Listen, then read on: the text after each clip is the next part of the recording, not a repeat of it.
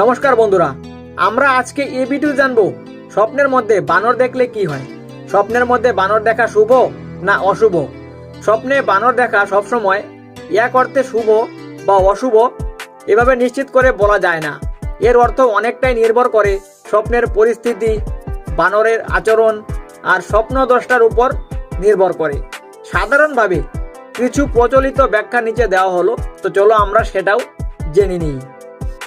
বানর যদি আপনাকে আক্রমণ করে বা ভয় দেখায়, কারো সঙ্গে ঝামেলা, প্রতারণা বা বিশ্বাসভঙ্গের সেটা ইঙ্গিত বোঝায়।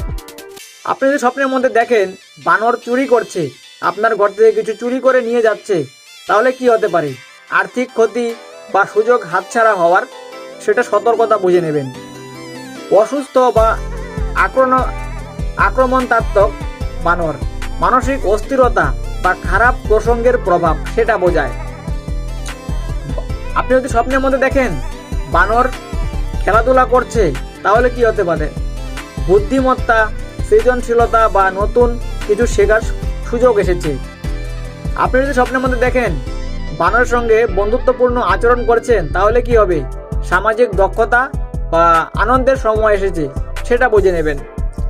আপনি যদি স্বপ্নের মধ্যে দেখেন শান্ত বানর দেখা, মানে আপনি যদি দেখেন বানরটি স্বপ্নের মধ্যে শান্তভাবে বসে আছে বা চুপচাপ রয়েছে, তাহলে কি হবে? সমস্যা কাটিয়ে ওঠার ইঙ্গিত, মানে আপনাদের সমস্যাটা রয়েছে সেটা কেটে যাবে, সেটা বুঝে নেবেন।